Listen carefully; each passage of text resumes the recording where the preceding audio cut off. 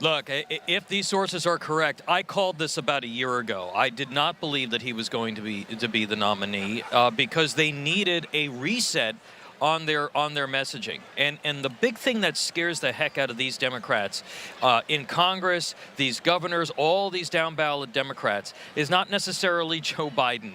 It's the fact that there's no enthusiasm for this ticket. Kamala Harris is the most unpopular vice president in history, and we have a president that is physically and mentally failing before the eyes of the American public. And when you look at that, what are you seeing? You're going to see a depressed turnout among blacks, among Latinos, among young people, even among suburban swing voters for the Democrat ticket.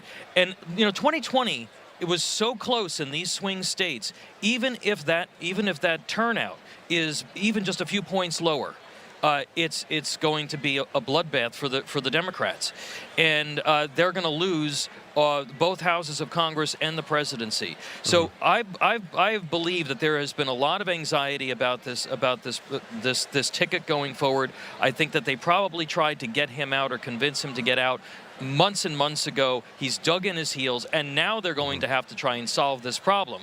But don't be too sure that they can't, at this point, with all the Hollywood producers and all of the corporate media on their side, try to manufacture a total reset for this ticket and for the Democratic message moving into the general election. And that's kind of what I was talking to Mark Halpern about just a minute ago. And obviously, folks, if you're just joining us right now, I want to reiterate, we have Mark Halpern has great sources and is hardly ever wrong.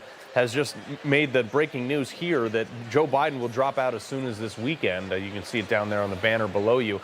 But, Mark had a couple ideas of people who would replace him. Your thoughts on replacement, how the process goes, and is it going to get dirty amongst the Democrat Party? I think it's going to get dirty, and look, I think that Andy Beshear, a moderate, young, good-looking governor of a red state, is somebody that I think gets thrust onto the national scene very quickly. Remember, we've all been talking about this broad strain of anti-Semitism and discontent among Jewish voters that is really exposed itself in the Democratic Party since October 7th. So putting a Jewish governor of a swing state like Josh Shapiro on the ticket could be very attractive. So they don't have a lot of options, but there are other options. And you brought up the point about the fact that nobody knows some of these guys very well. I think that actually works to their benefit, because from a clean slate, they can then create an entirely new narrative around this new ticket and lionize them going into the general election. So I don't necessarily think that that's a bad thing. They did that with Barack Obama. No, he had no paper trail. People knew very little about him. But they created a story around him that was able to turn him into the next American hero, and they were able to do that. So, look, this is going to be a shortened period of time, but they're sure as heck going to try. And I know that there are people in the Democratic Party who have been thinking about this eventuality and this possibility for months now. And like I said, I discussed this in my writing and my commentary over a year ago that this could happen.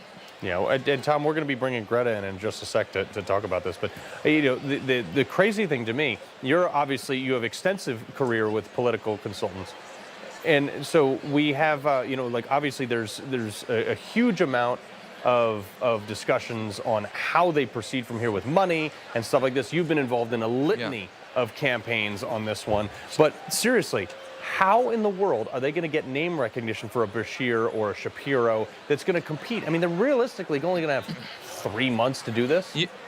You can't compete with name recognition on Donald Trump, but on the money, just remember, he may be able to transfer that money to Kamala Harris, but if it is not Kamala Harris, they may be able to transfer that money to the Democratic National Committee, and that money can then be deployed into the states for certain purposes. So the money doesn't just sit on the sidelines. There will be uses for that money, particularly in a get out the vote operation, and there are other legal uses for that $100 million or whatever he happens to be sitting on.